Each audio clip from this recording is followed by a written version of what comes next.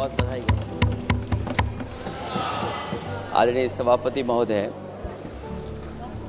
मैं आपका धन्यवाद देता हूं कि इस ऐतिहासिक चर्चा जो 150वीं वर्ष में हो रही है उसमें मुझे बोलने का मौका मिल रहा है। वंदे मातरम के आज हम 150वें वर्ष के बाद दोबारा हम लोग इस सदन में याद कर रहे हैं और हमें गर्व है इस बात का कि हम लोग इस समय पर बंकिम चंद्र चट्टोपाध्याय जी को भी याद करें, जिन्होंने इतना शानदार और ऐसा राष्ट्र को गीत देके गए हैं जिस गीत ने लाखों लाख लोगों को जागरूक किया, उनके बीच उत्साह भरा और आजादी के उस समय पर जिस समय अंग्रेजों के खिलाफ लड़ाई लड़ी जा रही थी, वंदे मातरम हमें ऊर्जा देता था, हमें ताकत देता था, हमें एकजुट कर करके अंग्रेजों के खिलाफ लड़ने का एक माध्यम बनाता था। वो वंदे मातरम के गाने पर आज जब 150 वर्ष हो रहे हैं, मुझे बोलने का मौका मिला है, उसके लिए मैं आपका बहुत बहुत आभार और धन्यवाद देता हूं। ये वंदे मातरम जिस तरह के हमारे पूर्व में कांग्रेस पार्टी के नेता गौरव गोगोई ने जो बात रखी, उस भावना से जुड़ता हुआ और वंदे मातरम की भावना से जुड़ता हुआ जिस समय कलकत्ता के कांग्रेस के अधिवेशन में रविन्द्रनाथ टैगोर जी ने गाना गाया, गीत गाया, उसके बाद लोकप्रियता इसकी आम लोगों के बीच पहुंच गई। और जब कभी भी लोगों को अंग्रेजों के खिलाफ लड़ना होता था तो यही वंदे मातरम का नारा देकर के लोगों को जोड़ने का काम करते थे। हमारा कोई भी आंदोलन रहा हो, स्वदेशी आंदोलन रहा हो, उसमें भी हम लोग इसी नारे के साथ चले। वंदे मातरम को लेकर के हम लोग इतना देश को एकजुट कर दिए कि अंग्रेज घबराने लगे। और जब अंग्रेज घबराने लगे तो जहां कहीं भी वो देखते थे कि ये नारा लग रहा है, वहां पर देशद्रोही का कानून लगाकर लोगों को जेल भेज देते। ये भी इतिहास है कि जिस समय बंगाल में बच्चों ने गाना गाया, इस गीत को अपने क्लासरूम में गाया, उस समय भी अंग्रेजों ने उनके खिलाफ मुकदमा लगा के उन्हें जेल भेजने का काम किया। ये वंदे मातरम अंग्रेजों ने बैन भी कर दिया। 1905 से लेकर के 1908 तक बैन कर दिया गया और बैन के बाद भी लोग माने नहीं, हमारे क्रांतिकारी लोग माने नहीं और वंदे मातरम को हमेशा उन्होंने अपने दिल और दिमाग में रखा और जनता के बीच में इस आंदोलन को आगे बढ़ाते रहे। सभापति महोदय, जो हमारे सत्ता पक्ष के लोग हैं वो हर चीज को ओन करना चाहते हैं। ये 150वें वर्ष में जब हम वंदे मातरम याद कर रहे हैं, बंकिम चंद्र चट्टोपाध्याय जी को हम याद कर रहे हैं कि उन्होंने इतना महान गीत हमें दिया है। सत्ता पक्ष के लोग समय समय पर हमें देखने को मिलता है कि जो महापुरुष उनके नहीं हैं या जो चीज उनकी अच्छी नहीं है, उनको वो ओन करना चाहते हैं। 150वें वर्ष वंदे मातरम, मैं अभी वो बात कहूंगा और मैं बात कहूंगा और हमारे मंत्री जी उसका जवाब देना। सभापति महोदय, क्योंकि ये बात ओन करने की आ रही है, अपनाने की बात आ रही है, तो मैं सभापति महोदय, मैं अपने सत्ता पक्ष के लोगों को याद दिलाना चाहता हूं। सत्ता पक्ष के लोगों की जो पार्टी आज है, भारतीय जनता पार्टी, जिस समय गठन हो रहा था, हमारे मुंबई और महाराष्ट्र के लोग जानते होंगे कि जिस समय गठन की चर्चा थी, उस समय आपके जो अध्यक्ष चुने गए थे, उनको जो भाषण देना है उस पर भी बहस चल रही थी। और बहस इस बात की थी कि भारतीय जनता पार्टी सेकुलर रास्ते पे जाएगी, सोशलिस्ट रास्ते पे जाएगी कि नहीं जाएगी। तमाम विरोध के बाद भी उस समय के उनके राष्ट्रीय अध्यक्ष जो चुने गए थे, उन्होंने वही रास्ता अपनाया। अपने भाषण में समाजवादी आंदोलन, समाजवादी विचारधारा और सेकुलर रास्ता अपनाया। और वही नहीं, जो उनका मंच था उसमें जयप्रकाश जी की तस्वीर लगा करके भी उन्होंने लोगों को ये भ्रम फैलाने की कोशिश की कि जेपी के रास्ते पर भारतीय जनता पार्टी चलेगी। बताएं माननीय मंत्री जी, आप कितने सेकुलर हैं आज, कितने सोशलिस्ट हैं आज? अभी गौरव गोगोई जी ने ठीक कहा, इंडिगो का हवाई जहाज उड़ नहीं रहे हैं, उड़ नहीं रहे कि उड़ाए नहीं जा रहे हैं? उड़ाए नहीं जा रहे। और क्या बात कही गई थी कि गरीब भी उसमें चल सकेगा। इसलिए सभापति महोदय, मैं बात दूसरी तरफ नहीं ले जाना चाहता हूं। वंदे मातरम सिर्फ गाने के लिए नहीं है, निभाने के लिए भी होना चाहिए। सभापति महोदय, आज हम आकलन करें, पीछे मुड़ करके देखें कि हम इस वंदे मातरम को कितना निभा रहे हैं। जिस वंदे मातरम ने आजादी के आंदोलन में सबको जोड़ा, आज के दरारवादी लोग उसी से देश को तोड़ना चाहते हैं। ऐसे लोगों ने, सभापति महोदय,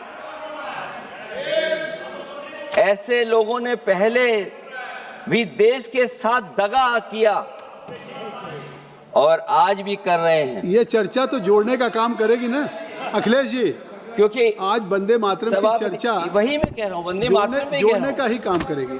वंदे मातरम कोई दिखावा नहीं है, ना ही राजनीति का विषय है।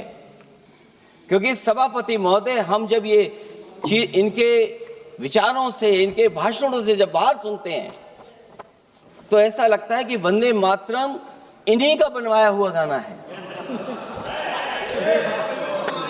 जिन्होंने, सभापति महोदय, जिन्होंने आजादी के आंदोलन में भाग ही नहीं लिया है, वो वंदे मातरम का महत्व क्या जानेंगे। सच तो ये है कि सरफरोश लोग वंदे मातरम दिल से बोलते थे। उन आजादी के दीवानों के खिलाफ कुछ लोग अंग्रेजों के लिए जासूसी और मुखबिरी का भी काम करते थे। दरअसल ये राष्ट्रवादी नहीं बल्कि राष्ट्र विवादी लोग हैं।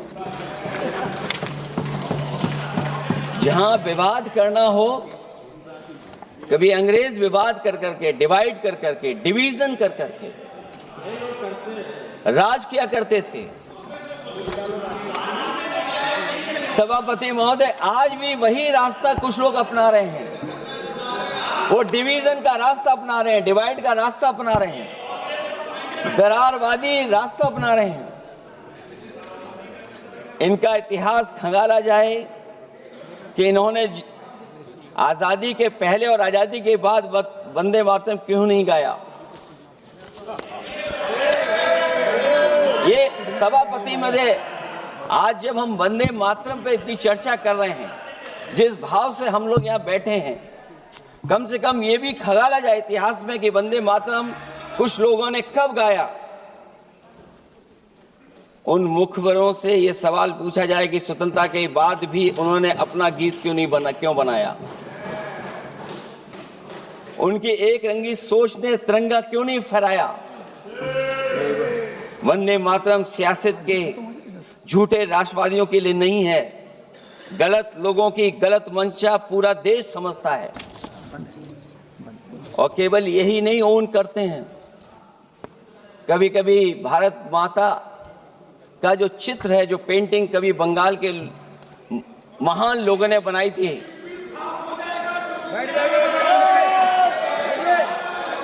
सभापति महोदय इनको देख लीजिए और फिर बैठो। सभापति महोदय राजभर जी आप बैठिए, आपके नेता बोल रहे हैं। सभापति महोदय, आपके वंदे नेता बोल रहे हैं, आप मातरम का बैठिए ना। भाव ये भी था कि कम्युनल पॉलिटिक्स नहीं चलेगी, और कम से कम हमारे उत्तर प्रदेश के साथियों ने कम्युनल पॉलिटिक्स को अंत किया है वहां पर जहां से कभी इन्होंने शुरू की थी।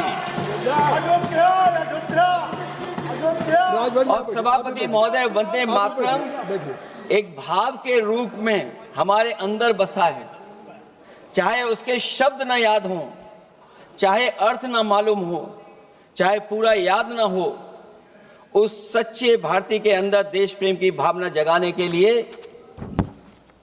इसके दो शब्द ही काफी हैं। जो सच में देश की एकता और अखंडता चाहते हैं, जो भाईचारे को बुनियाद मानते हैं, उनके लिए दो शब्द भी पर्याप्त हैं जो इस वंदे मातरम से हमें मिलते हैं।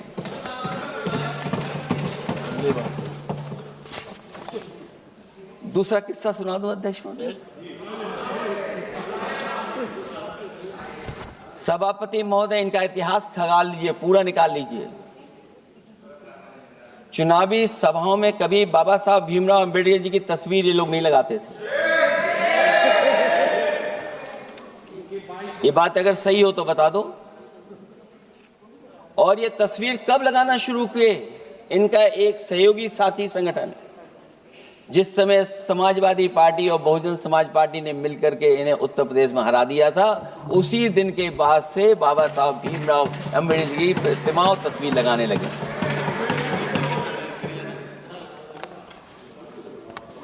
इसलिए सभापति महोदय, ये वंदे मातरम केवल गीत नहीं है, गीत के साथ साथ आज हमें ऊर्जा भी देता है। उस समय क्रांतिकारियों को ऊर्जा मिलती थी, एकजुटता का नारा था, हम साथ लेकर के चल रहे थे सबको, और देश के सभी लोगों ने जाति धर्म को भुला करके एक साथ मिलकर के वंदे मातरम के सहारे अंग्रेजों को भगाने का लगातार कोशिश की। और अंततः परिणाम ये हुआ कि जब देश जागा, वंदे मातरम के साथ साथ जय हिंद का नारा, इंकलाब जिंदाबाद का नारा लगा करके अंग्रेजों को इस देश से भगाने का काम किया। आज सभापति महोदय, जब हम चर्चा कर रहे हैं, हम कैसा देश बनाना चाहते थे और किस दिशा में हम लोग देश को ले जा रहे हैं। सभापति महोदय, मुझे अच्छा लगा कि प्रधानमंत्री जी ने वो बात याद दिलाई कि अंग्रेजों के जमाने में अगर बच्चे भी वंदे मातरम गा देते थे तो उन्हें देशद्रोही के कानून से जेल भेज दिया जाता था। आज जब हम आजाद हो गए हैं तो आज देखिए उत्तर प्रदेश में क्या हो रहा है कि जो प्राइमरी स्कूल है वो बंद किए जा रहे हैं। 26,000 से ज्यादा स्कूल बंद हो गए। और जब बच्चों को पढ़ाने के लिए हम लोगों ने जिम्मेदारी उठाई, पीढ़ी के समाज के लोगों ने जागरूक होकर के पढ़ाने की कोशिश की, तो कभी अंग्रेजों ने मुकदमा लगाया था बच्चों पर देशद्रोह का। आजादी के बाद भारतीय जनता पार्टी की सरकार ने वहां पर मुकदमे उन पे लगाए जो पढ़ने गए और जो पढ़ाने गए।